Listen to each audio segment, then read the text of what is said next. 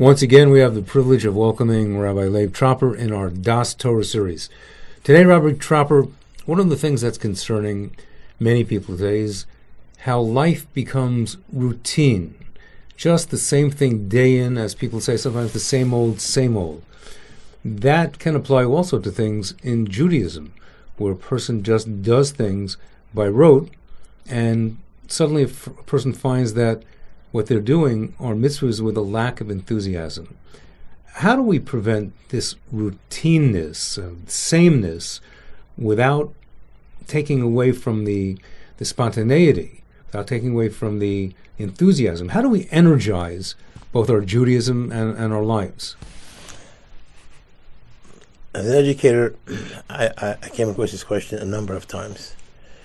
And some students in yeshiva or some balabatim who are working, who are also serious Ovdei Hashem in whatever area they serve Hashem, find this they get this boring attack almost. Once every so often, they're attacked with this boredom of Yiddishkeit, this repetitiveness becomes stale, becomes really stale. It's insipid, it's dry, it doesn't have flavor.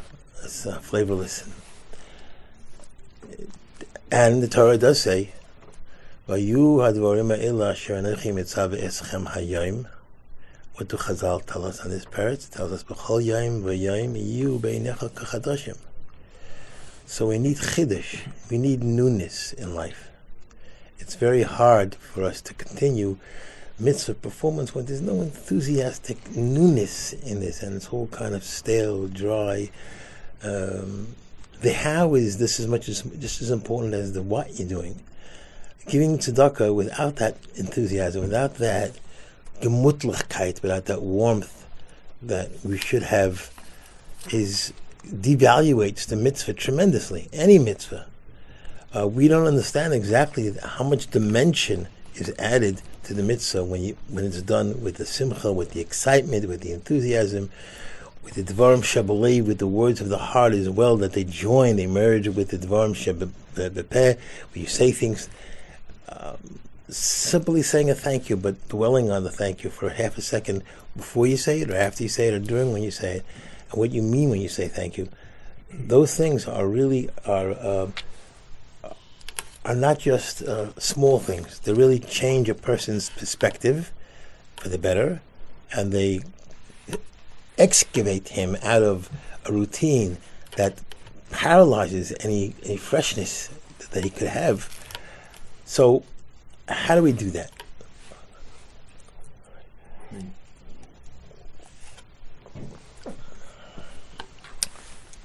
Everybody has their own way to do this. And some people have very creative ways in doing that. Years ago, when I was still in my salad years, I had this minhag in the morning. People usually in the morning, it's like you get up, you stretch, you're half asleep, your eyes are really not seeing yet. They're closer to sleeping than they are to being up. And so what I used to do is, I used to put on this, those days Mordechai Ben David was the popular record. It wasn't even a tape, it was a CD, it was a DVD, a CD was, what I mean, I'm sorry, it wasn't a CD, it was cassette tape. It wasn't a cassette tape either, it was a regular record. Yeah. So I put that in the morning. So I get up in the morning, I would hear some Mordechai David singing, some kind of gewaldige niggin about the Bnei Yerushalayim HaKadosh V'Her V'Yameinu, whatever it would be a terrific niggin, or Shabbos niggin. On Friday I put the Shabbos, the famous Chadaydi of Mordechai Ben David. It would give me nigunim. Music is, I think Ramey Shapiro, Olav Hashem, the Yeshiva of Lublin, said the power of music in how it impacts a person's neshama. He said, when you go into a wedding or a dinner or some sort of a simcha, for some reason, people walk into this big hall and they're giving out kugel with kishka, or kugel ben kishka, ben kishka ben kugel.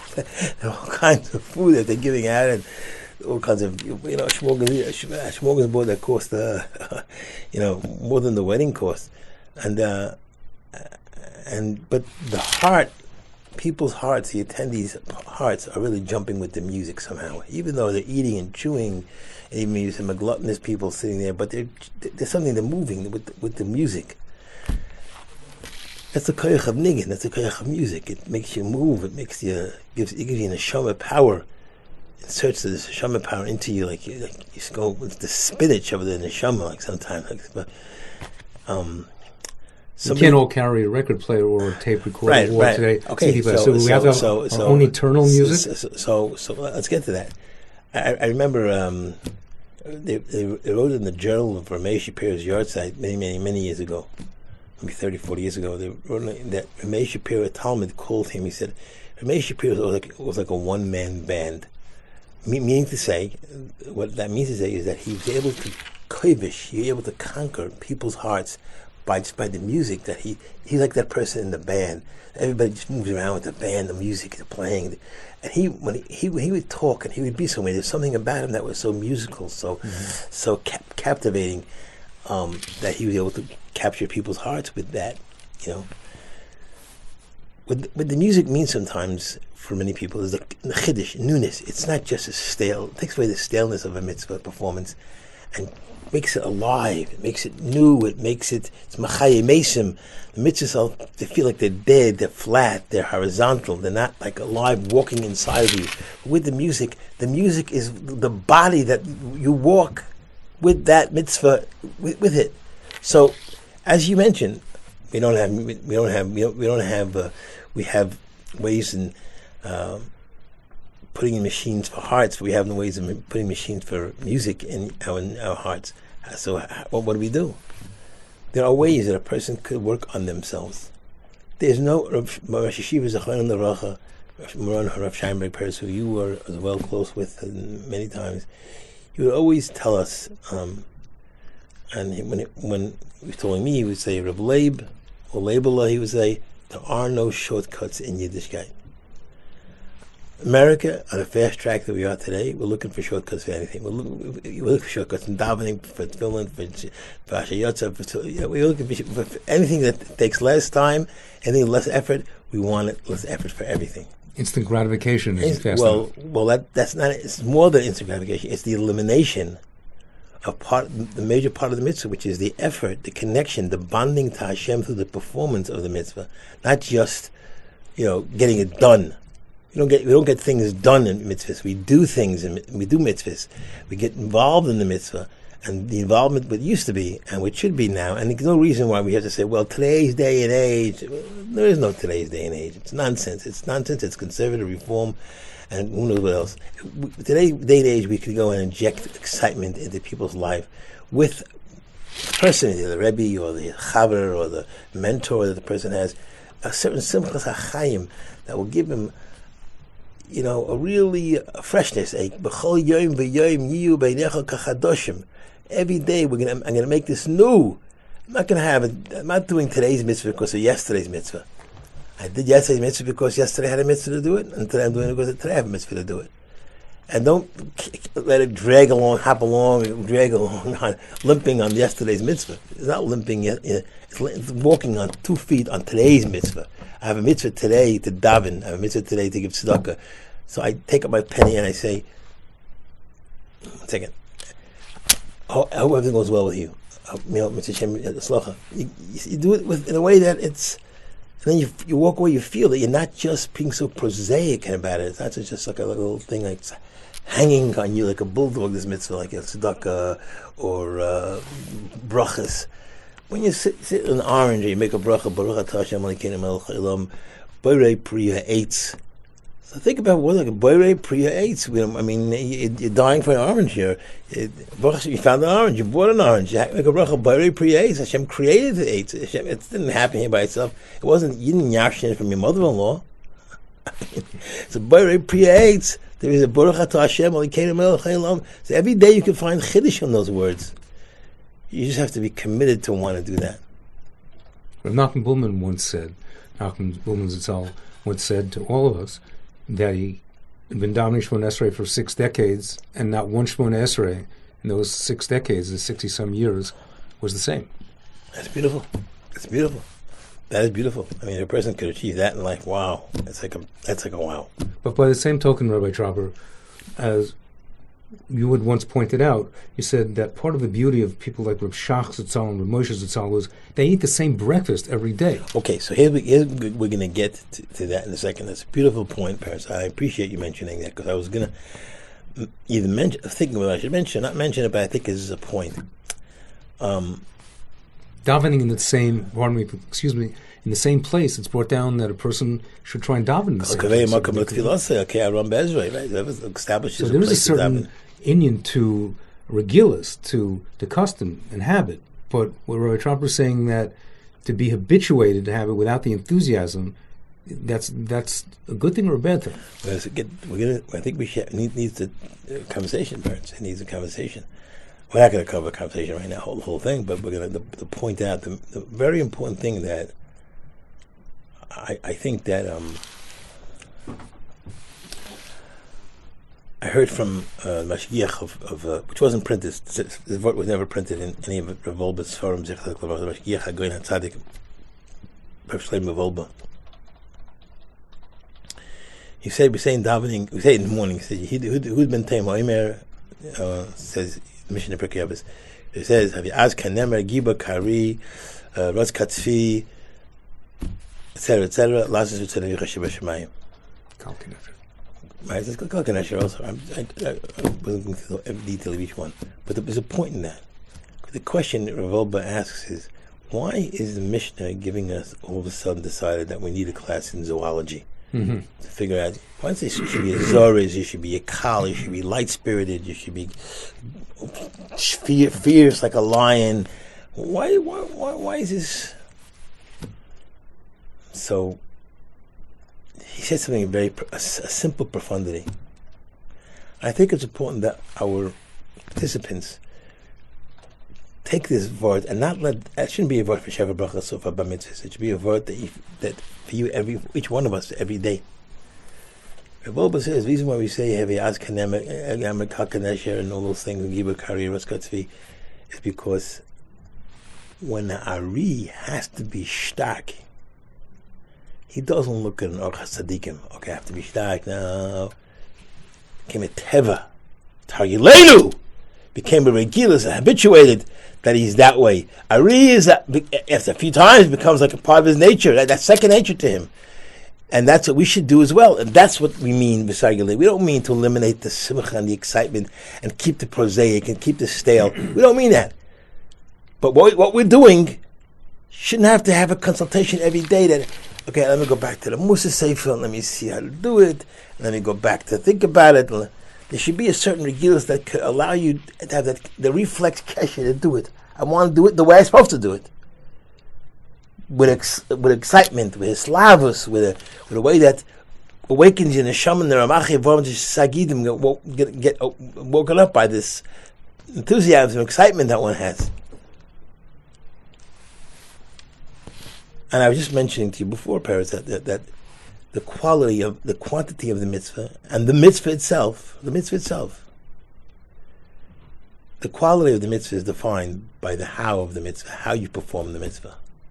If you do it with a lebedekeit and a simcha, you feel dovik to the Bari Olam, you feel you want to be, even if you're not yet, you feel you want to try to become dovik to Bari Olam, this is the way you're doing it, by the excitement, enthusiasm, is tarek mitzvahs,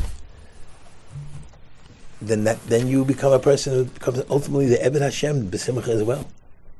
Servant of God, the greatest adjective to have in the world. But if you're too busy thinking about your stocks or what you lost or what you gained, then that's all that matters. And Hashem is only there to provide for you gain and not loss. And if you're disappointed if it's loss, then there's no. What do you mean God for to give you loss? I mean, I had people almost say that to me. If I'm going to lose, what do I need to daven for? I'm going to lose. I should daven. I mean, what's the purpose? We need to understand that our kesher with the Borei Olam is like a kesher with a spouse. We don't have a relationship with the Borei Olam. We are constantly relationshipping. Sometimes it's great, sometimes I demand, sometimes I'm depressed, sometimes I'm excited, sometimes I'm good, sometimes I'm happy, sometimes I'm jumping for joy. But we're going to try to be that person with Hargileinu b'Seirah, have a regilus in Torah and mitzvahs, always and constantly. That should be our pursuit, our endeavor. And once that becomes the way it should be, it'll be mamish. It'll be such ba'ava, v'yira. It'll be such love and fear in the mitzvahs, such simchas achayim, such a delicious. You feel that there's nothing in the world that's worth exchanging than doing a mitzvah. There's nothing else worth the performance of a mitzvah as the performance of a mitzvah b'simcha. Can Rabbi Tropper think of instances? We mentioned Rabbi Chaim Sheinberg Zatzal, or Rabbi Goldstein Zatzal Bracha. People who were rugged, who were constant, steady in their avodas hakodesh. Rav Sheinberg davened nates every single morning. How did somebody like he, or Rabbi Goldstein, or Moshe Feinstein, how did they keep freshness? What are the things that perhaps you saw that they did to add this hischachus to their avodah every day? That was something that was visible. That's an interesting point. With Moraner of Rabbi Goldstein, Zechat Tzadik L'Vracha, I didn't really speak to him about it, but one thing I could tell you that he had that. He walked into the Rish Medrash to time to daven. He came back, went back to eat breakfast afterwards, and he came back exactly on time. If you see that Rav Sheinberg used to walk, people in Matasdorf used to know exactly, set the clock for they used to walk from his house to the yeshiva to Chazos Hashatz and Kriyas Torah. It was unbelievable. He was like excited about Kriyas Torah. He was excited about going to Chazos Hashatz. He was very excited about it. And when you're excited, that's the net result of a person's excitement. That it means so much to him, to her, that they make sure that they have a regilus, they have some kind of a hasmada, a diligence of the time and the how of performing the mitzvah. So the enthusiasm, the motivation, the chadvivus, the love and pleasure of doing the mitzvah, Rabbi Tropper would say that is what makes the sameness totally different. Right, that's true. That's well put. But also, on one hand, there's rizus in the mitzvah that creates the chavivus, and the chavivus creates more of his rizus, and it goes forever. It keeps on going more and more and more. But there's rizus. Once you say, okay, I must do it. All right, I must do it. But I'm going to do it like I really want to do it. And the first time and second time, it's maybe a little bit of a struggle. The third time already, it's less of a struggle. The fourth time, it becomes really, really close to you. You become, and then it becomes part of your daily diet of spiritual activity. It's like, on 2 o'clock I have my mincha, 1 o'clock I have the end of Seder, 7:30 I have my evening prayers, my Ma'ariv. It's not even, people naturally put, my father all those times used to put on his jacket naturally at 7:30. Like it was just a natural thing, part of his life.